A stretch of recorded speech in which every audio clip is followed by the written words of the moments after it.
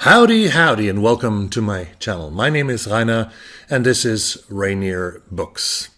I hope that your holiday season gives you a little time to rest and relax and chill, and that you have enjoyed the company of loved ones.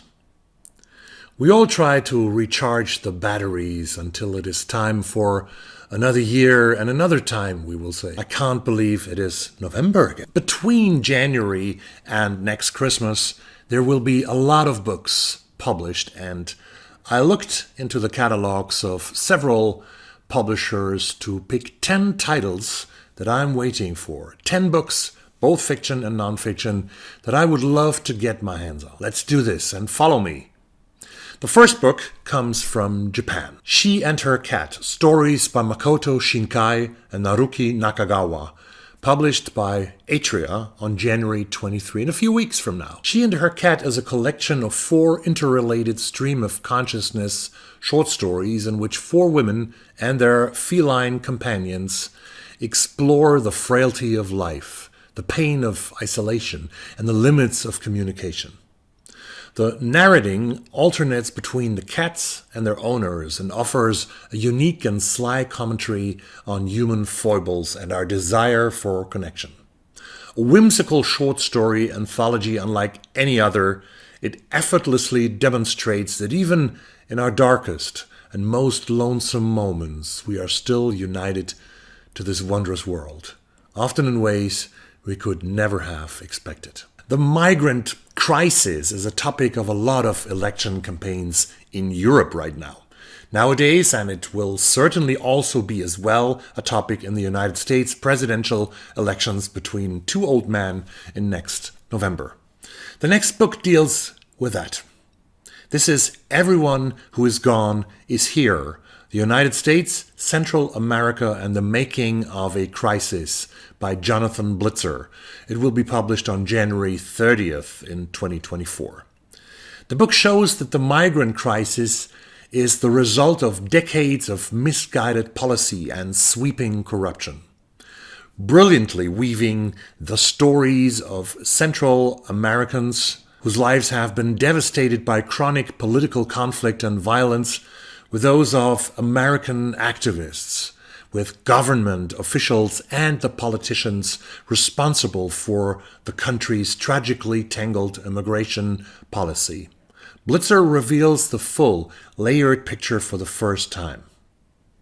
Everyone Who Is Gone Is Here is an odyssey of struggle and resilience. With astonishing nuance and detail, Blitzer tells an epic story about the people whose lives ebb and flow across the border, and in doing so, he delves into the heart of American life itself. This vital and remarkable story has shaped the nation's turbulent politics and culture in countless ways, and will almost certainly determine its future. Kiley Reid's first novel, Such a Fun Age, was longlisted for the Booker Prize in 2020, and now comes her second novel, and this is Come and Get It. And it will be published on January the 30th this year. Next year. It's 2017 at the University of Arkansas. Millie Cousins, a senior resident assistant, wants to graduate, get a job, and buy a house. So when Agatha Paul, a visiting professor and writer, offers Millie an easy yet unusual opportunity, she jumps at the chance. But Millie's starry-eyed hustle becomes jeopardized by odd new friends, vengeful dorm pranks, and illicit intrigue. A fresh and intimate portrait of desire, of consumption, and reckless abandon. Come and Get It is a tension-filled story about money, about indiscretion and bad behavior, and the highly anticipated new novel by acclaimed and award-winning author Kiley Reid. Even Francis Spufford was nominated for the Booker Prize with his novel Light Perpetual. It was longlisted in 2021. And now comes his new novel, Kokia Jazz, published by Scribner on February the 6th. Like his earlier novel, Golden Hill, Francis Spufford's Kokia Jazz inhabits a different version of America. now through the lens of a subtly altered 1920s, a fully imagined world full of fog, cigarette smoke, dubious motives, danger, dark deeds. And in the main character of Joe Barrow, we have a hero of truly epic proportions, a troubled soul to fall in love with as you are swept along by a propulsive and brilliantly twisty plot. On a snowy night, at the end of winter, Barrow and his partner find a body on the roof of a skyscraper. Down below, streetcar bells ring, factory whistles blow, Americans drink and speak easies and dance to the tempo of modern times. But this is Cahokia, the ancient indigenous city beside the Mississippi, living on as a teeming industrial metropolis, filled with people of every race and creed. Among them, peace holds, just about, but that corpse on the roof will spark a week of drama in which this altered world will spill its secrets and be brought against a soundtrack of jazz clarinets and wailing streetcars, either to destruction or rebirth. A few years back I read his debut novel, There, which had several Native American voices, connected all in a grand finale at a powwow in Oakland, California. That was in 2018. 6 years later, Tommy Orange comes with his highly anticipated second novel. And this is called Wandering Stars. It will be published by Knopf on February the 27th, 2024. The book contains two connected threads. It starts out in Colorado in 1864. Starr, a young survivor of the Sand Creek Massacre, is brought to the Fort Marion prison castle, where he is forced to learn English and practice Christianity by Richard Henry Pratt, an evangelical prison guard who will go on to found the Carlisle Indian Industrial School, an institution dedicated to the eradication of Native history, culture, identity, and language. A generation later, Starr's son Charles is sent to the school where he is brutalized by the man who was once his father's jailer. Oakland 2018. Opal Viola, Victoria Bear Shield, is barely holding her family together after the shooting that nearly took the life of her nephew Orville. From the moment he awakens in his hospital bed, Orville begins compulsively Googling school shootings on YouTube. He also becomes emotionally reliant on the prescription medications meant to ease his physical trauma. His younger brother, Loney, suffering from PTSD, is struggling to make sense of the carnage he witnessed at the shooting by secretly cutting himself and enacting blood rituals that he hopes will connect him to his Cheyenne heritage. Poetry, sorrow, and rage are once again Orange's topics and the continuation of America's war against its own people. I have long looked for a novel describing the current situation in Venezuela. This formerly South America's richest country and now a failed state, the poorest country in South America, where millions have fled and thousands continue to flee each and every month. Sympatia by Rodrigo Blanco Calderon might be that novel, translated from the Spanish by Noel Hernandez Gonzalez and Daniel Hahn, and this will be published on March the 5th next year. Sympatia is set in the Venezuela of Nicolas Maduro, amid a mass exodus of the intellectual class who have been leaving their pets behind. Ulysses Khan, the protagonist and a movie buff, he receives a text message from his wife, Paulina, saying that she is leaving the country and him. Ulysses is not heartbroken, but liberated by Paulina's departure.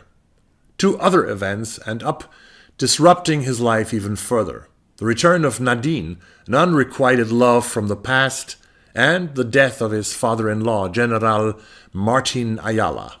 Thanks to Ayala's will, Ulysses discovers that he has been entrusted with a mission to transform Los Argonautas, the great family home, into a shelter for abandoned dogs. If he manages to do it in time, he will inherit the luxurious apartment that he had shared with Paulina. Ernest Hemingway once said, or wrote, I don't know actually, but the quote is right, all modern American literature comes from one book by Mark Twain called Huckleberry Finn. Booker shortlisted author Percival Everett takes up the story Huckleberry Finn in his new novel James that will be published by Knopf on March the 19th next year. When the enslaved Jim overhears that he is about to be sold to a man in New Orleans, separated from his wife and daughter forever, he decides to hide on nearby Jackson Island until he can formulate a plan. Meanwhile, Huck Finn has faked his own death to escape his violent father, recently returned to town. As all readers of American literature know, thus begins the dangerous and transcendent journey by raft down the Mississippi River toward the elusive and too often unreliable promise of the Free States and beyond. While many narrative set pieces of adventures of Huckleberry Finn remain in place, floods and storms, for example, or stumbling across both unexpected death and unexpected treasure in the myriad stopping points along the river's banks, encountering the scam artists posing as the Duke and Dolphin, Jim's agency, intelligence, and compassion are shown in a radically new light. Millions of people all over the world have started to take a new wonder drug from the Danish company Novo Nordisk that promises both help against diabetes but also against obesity. Weight loss up to 17% is promised with Novo Nordisk's flagship drug Ozempic that has made the company more valuable than Volkswagen and Mercedes. The new book is coming and it's called Magic Pill, The Extraordinary Benefits and Disturbing Risks of the New Weight Loss Drugs.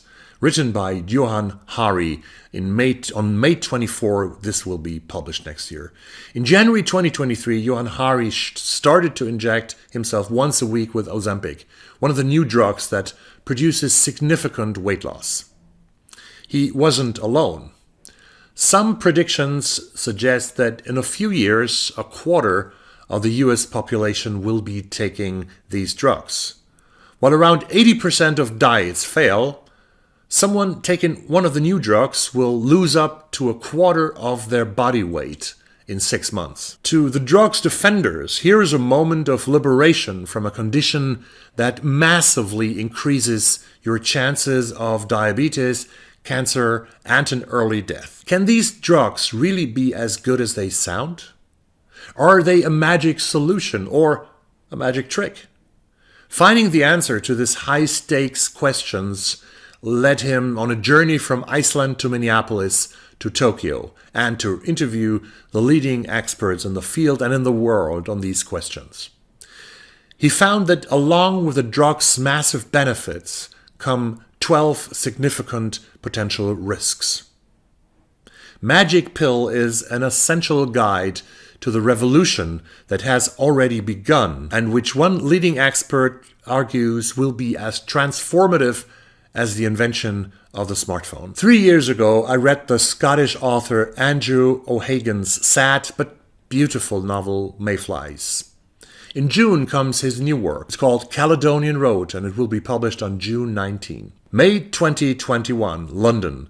Campbell Flynn, art historian and celebrity intellectual, is embarking on the ripeness of midlife. Fueled by an appetite for admiration and the finer things and for controversy and novelty, he doesn't take people half as seriously as they take themselves, which will prove the first of his huge mistakes. Second, Milo Mangasa is beguiling and provocative student. Milo inhabits a more precarious world and has experiences and ideas that excite his professor. He also has a plan. Over the course of an incendiary year, a web of crimes, secrets, and scandals will be revealed, and Campbell Flynn may not be able to protect himself from the shattering exposure of his privilege and his connections. But then, he always knew, when his life came tumbling down, it would occur in public. I loved her debut novel, Disappearing Earth, about two sisters who disappear on the distant Russian peninsula of Kamchatka. Now, Julia Phillips comes back with Bear. It will be published on June 25 next year. Sam and Elena, dream of another life. On the island off the coast of Washington, where they were born and raised, they and their mother struggle to survive. Sam works on the ferry that delivers wealthy mainlanders to their vacation homes, while Elena bartends at the local golf club.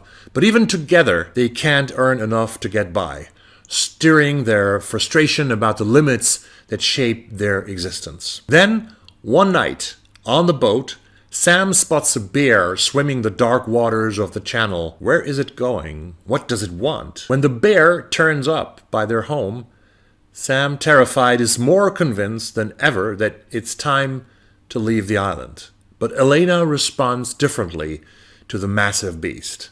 Enchanted by its presence, she throws into doubt the desire to escape and puts their long-held dream in danger. A story about the bonds of sisterhood and the mysteries of the animals that live among us and within us.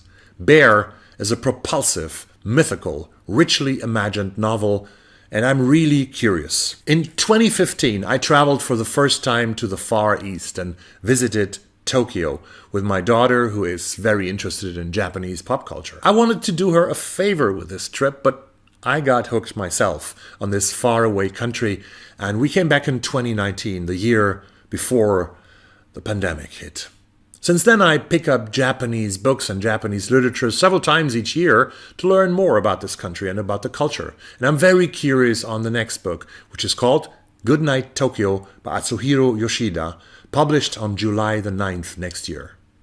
Set over several nights between the hours of 1 a.m. and 4:30 a.m., in and around Tokyo, this mind-blowingly constructed book is an elaborate, energetic fresco of human nocturnal existence in all its mystery, an enigmatic literary mix of Agatha Christie, Teju Cole, and Hieronymus Bosch. On this journey through the labyrinthine streets and hidden corners of one of the most fascinating cities in the world, everybody is searching for something, and maybe searching in the wrong place. Elements of the fantastical and the surreal abound, as they tend to do in the early pre-dawn hours of the morning, yet the settings, the human stories, and each character's search are all as real as it can be.